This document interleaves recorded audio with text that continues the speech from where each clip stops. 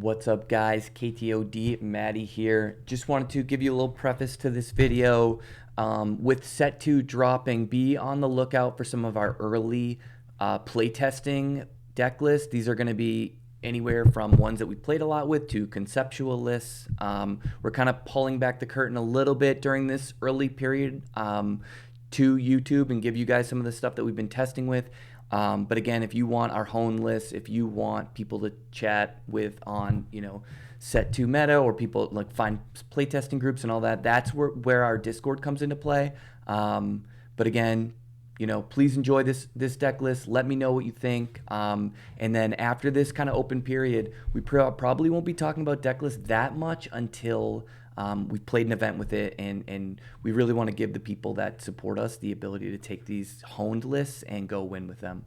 What up, guys? KTOD Matty here, hitting you with the Mandalorian deck list that I've been running and testing. I think it's a lot of fun, and I wanted to share it with you guys as set 2 dropped and we're going to start building decks. I thought this would be a great time to take the Mandalorian and see what we could do with it, upgrade that starter that I know a lot of people will be picking up, and make something competitive that you can bring to locals and beyond and start crushing people with.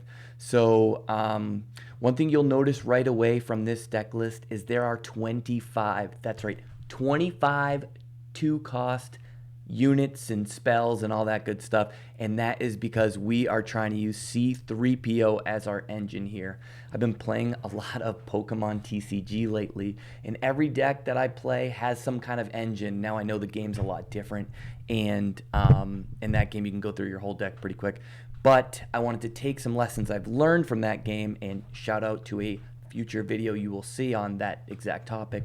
But I wanted to start seeing where I could create engines in Star Wars Unlimited, and C3PO is a powerful engine that people have toyed with a little bit in set 1, but as the game progresses, there are going to be more ways to exploit his card advantage. So we're playing 25 2-drops. I've tried more, and you can certainly go up and you'll see some 2-drops in the sideboard that I've tried.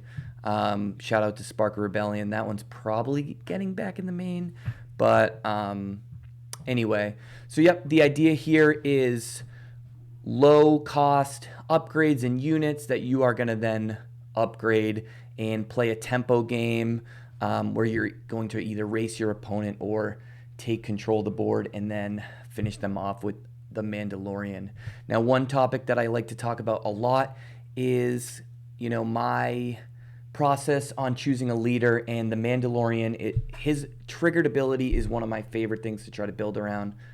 When you do something cool happens. That's the easiest way. I don't have to pay a cost. I don't have to take an action. I get something for free. So we're going to build around that. We have a ton of upgrades here. We have ways to get those upgrades, and we are going to be playing cheap things, bashing them, tempoing them by tapping their stuff down, and then using the 30-point base and using cards like Devotion and some of the restore units to outrace them. One cool thing about this list is obviously you get to play the Darksaber without, worrying about aspect penalty, because you're going to more often than not drop it on the Mandalorian. And speaking of the Mandalorian, his rifle has been incredible. On your flip turn, you are capturing something, and then sometimes you're just using Hotshot Blaster and doing 9 damage to them and killing them.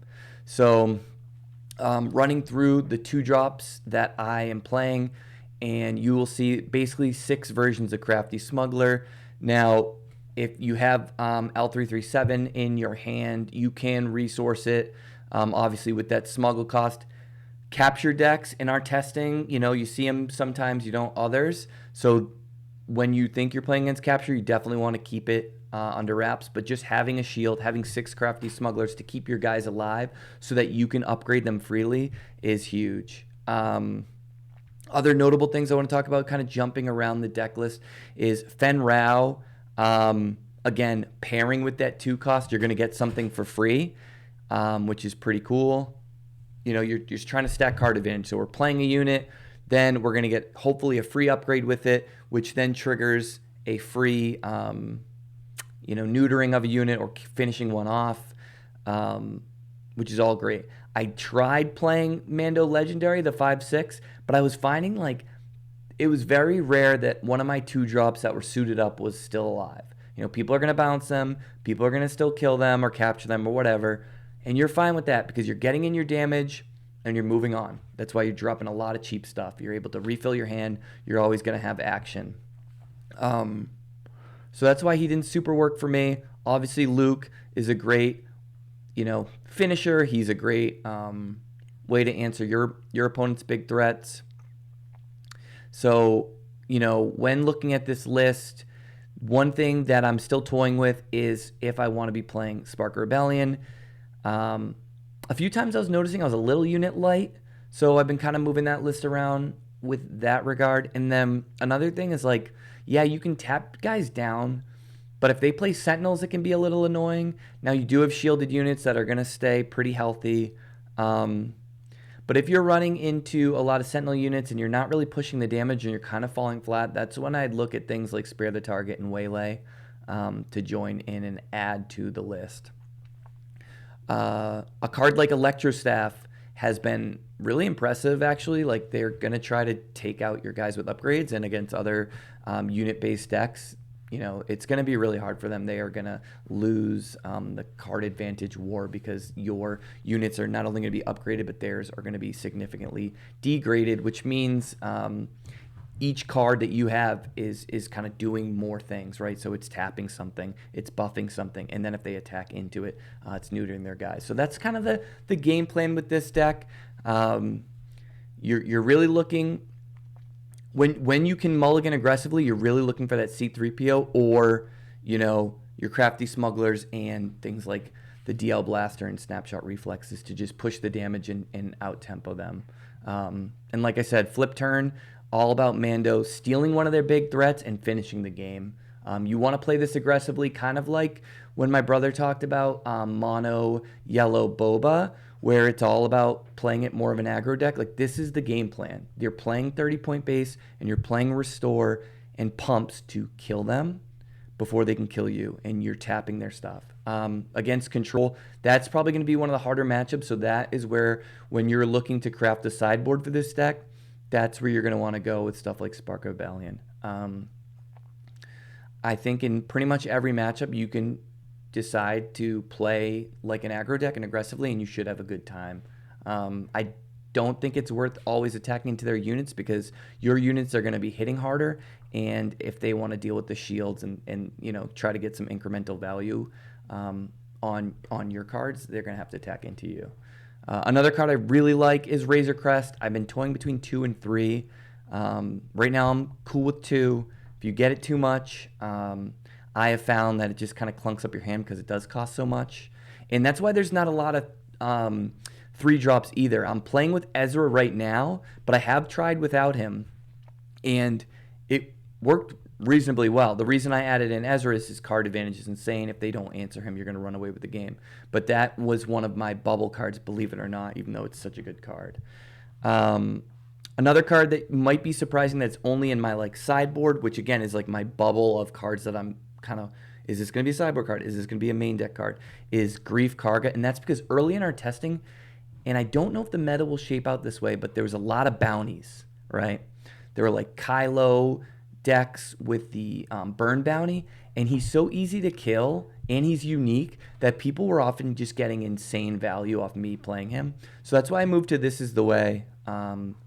It gets you, an extra upgrade, and it's not susceptible to the bounties that I think aren't the strongest thing, but are going to be prevalent in the meta, and someone is going to break a boss deck. There's no doubt about that. The power level's there. So that was the reason for that card. Other than that, value, tempo plays, Leia has been great. Yellow is still such a prominent color that I did not want to play a curve deck because you can just get, basically time walked for so cheap. So this is the list that I landed on. I think it's in a great spot.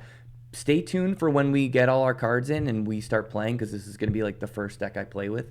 And if you guys see anything that you would add to this list, please let me know.